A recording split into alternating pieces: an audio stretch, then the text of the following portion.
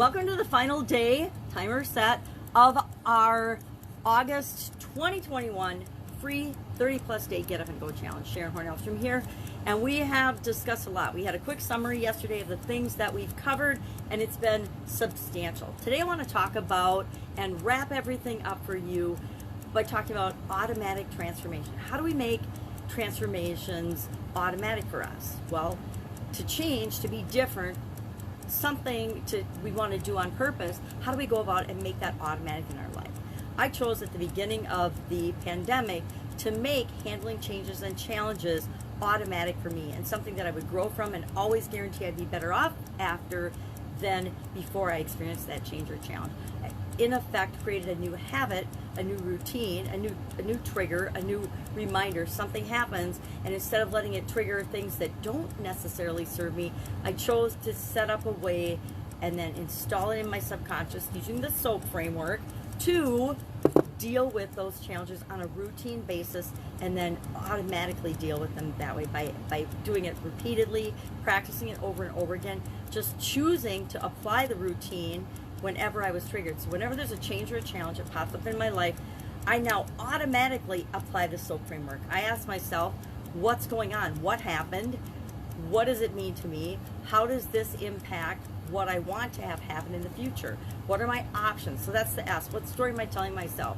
Where am I now? Where do I want to be? Everything we want starts with deciding, where do we want to be? What do we want? And it's one of the toughest questions we have to answer for ourselves, but it's really also one of the easiest if we're just honest with ourselves and say, yeah, this is what I really, really want. Where am I now? And it's not about beating ourselves up because we're not there yet. It's about understanding that there's always going to be a gap in where we are versus what we want in absolutely every area and aspect of our life.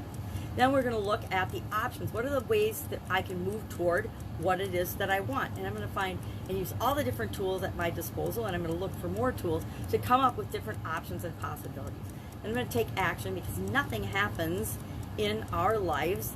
We can have the best idea in the world, but if we don't take action toward implementing that idea, nothing is ever going to change for us or matter.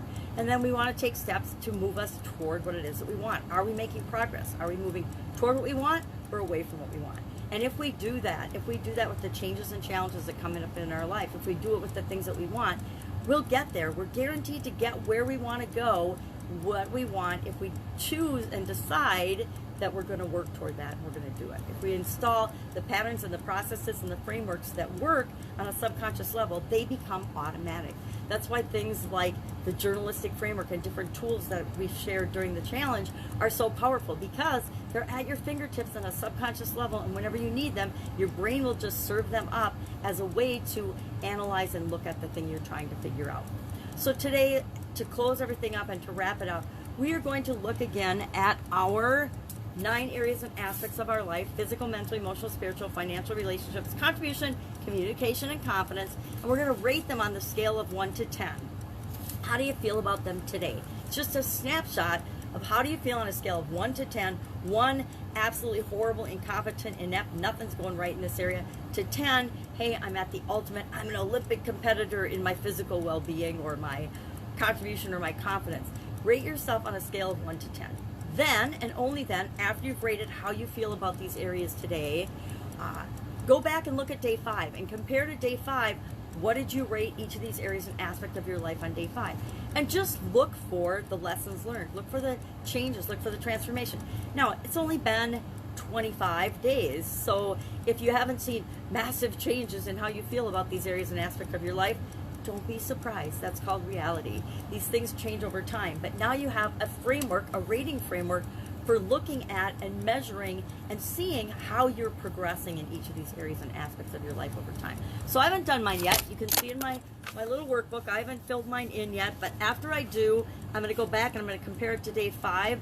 Then I would ask that you share in the comments below anything that you realized or that you saw about yourself during this challenge, or that you realized, or an aha moment, or a lesson that you learned, or if you notice that it looks like nothing's changed. But how do you feel about the different areas and aspects of your life? Do you feel more in control? Do you feel better about your ability to handle changes and challenges now going forward, or not? Share those things in the comments below so we can all learn from one another. Thank you so much for joining me on the challenge. Any questions, any challenges, any things that are still not fitting for you, please ask in the comments below, because if it's a question you have, chances are it's a question someone else has as well.